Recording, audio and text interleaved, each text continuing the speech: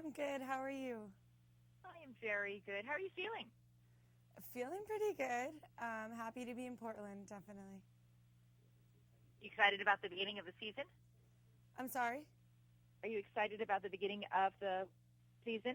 Oh, yeah. I mean, we were in Houston for the first game, and it's really exciting now being with the team. And although I can't play yet, it's just great to have the second season of the NWSL start off. I'm sorry, I'm hearing a little bit of a echo. I don't have any echo, but obviously I couldn't hear you before. Do you want to call me back? I don't know. Emily, are you still there? All right. Okay. If it bothers you too much, just disconnect and they'll reconnect you. Okay? Okay, no problem. Tell me when you think you're going to be able to return to playing. What is? It must be very frustrating for you. It is frustrating at times, but I'm trying to stay positive, and it's been a really long recovery, a lengthier injury than I anticipated in the beginning. So I'm hoping to get back on the field doing more lateral movements, doing more running, some more soccer stuff in the coming weeks, and then go from there. It's kind of hard to set a timeline, but it depends how my ankle reacts to more impact.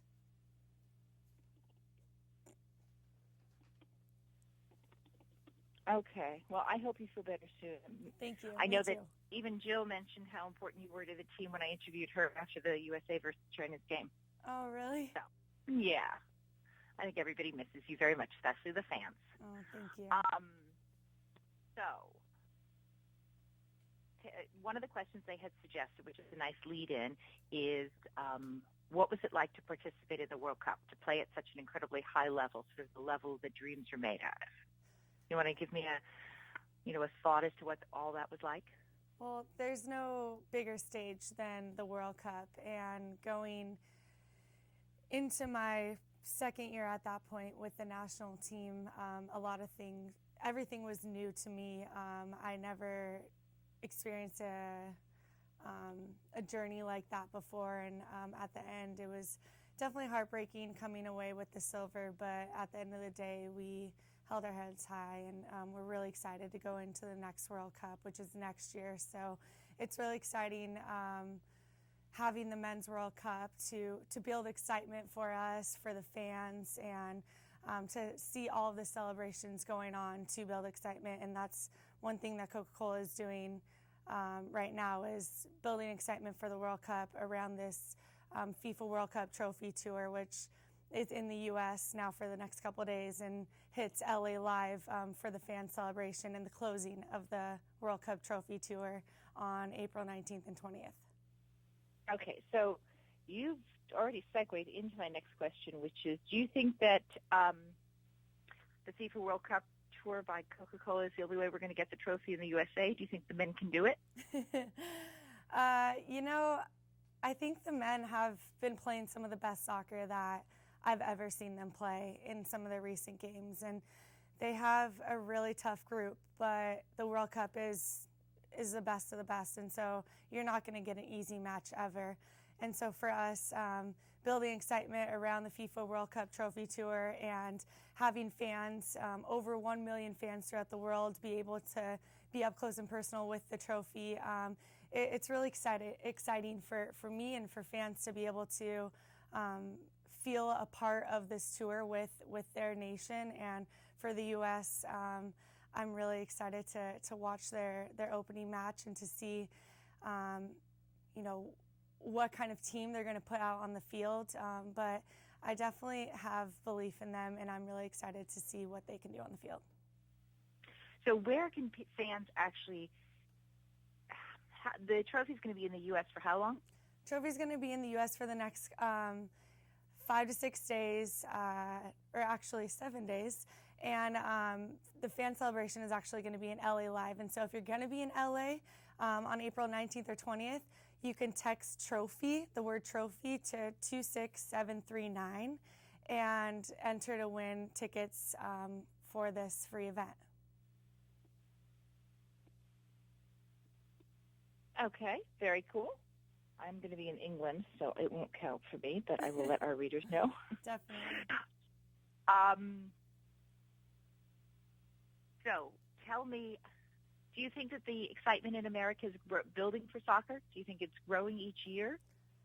I think soccer in the U.S. is always growing, and it's definitely catching up with the rest of the world. We're still a little behind, and because we do have plenty of other major league sports who, have big success, whereas soccer is the biggest sport around the world and the biggest, the most successful leagues around the world. So you can see that with the success of the men's team, it's definitely helping build that excitement for soccer, and with the success the women's team had for so long and up till now, there's always going to be that excitement around soccer and that growth and that development starting at that youth age. But I'm excited.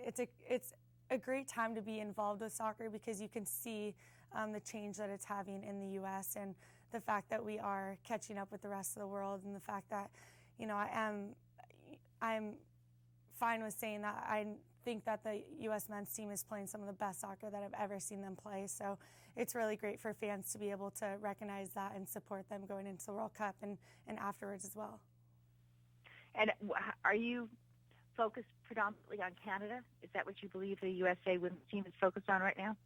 Oh, right now, yeah, we have our sights set on Canada for sure. I mean, we need to qualify first, and so we're definitely not going to take that for granted. We're not going to look past that at all, and so that's going to be in Mexico in October, and we're looking forward to that. And all of our preparation up till now and leading up to qualifiers is to secure us a spot in the World Cup in Canada. Do you want Jill as your coach? Jill is a great coach, and I had the pleasure of working with her mostly during the World Cup, not as much during the Olympics, but she's really approachable, and she's great with communication, and she's a female that we can relate to. She's been in and around the game and the college game, the international game for so long. So I think that U.S. Soccer has made it clear that she's a great candidate, but we have no idea of knowing who our next coach is going to be, but I have enjoyed being coached under Jill in the past. Great. And now one more thing about the Coca-Cola World Tour. Why do you think that Coca-Cola is doing this? Why are they involved in soccer?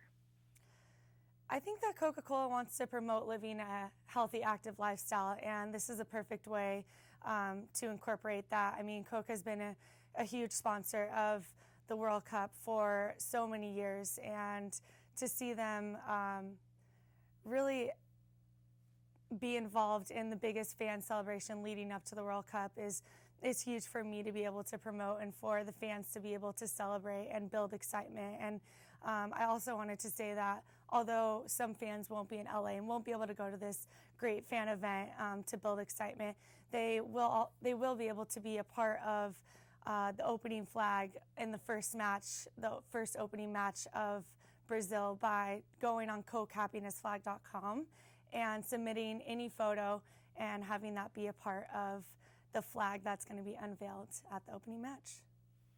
It's going to be a mosaic of different images? It is, yeah. Very cool. Wonderful. Well, the other thing that was in this is that you are now a newly minted author of Win or Lose? Yes, I am. So Win or Lose is the third book of the book series called The Kicks, and it just came out a couple weeks ago. And if you have any daughters or sons, around the young teenage years,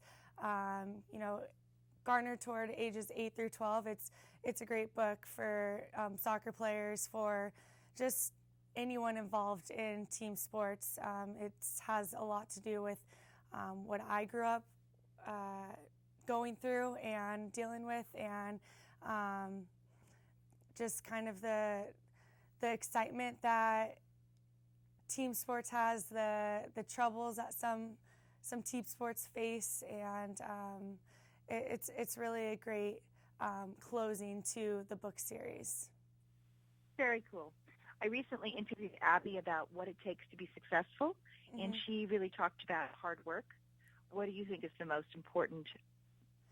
I think there's no secret to success. I mean, I think Abby definitely hit the nail on the head. It's all about hard work. It's all about going out there and practicing more than your opponent, than your teammates. It's about mentally preparing every single day. It's about not slacking off, putting in that time and work. And you could tell from Abby that she has put in that work, and that's, I think, the reason that she is so successful. But at the end of the day, there is no secret to why we are so successful.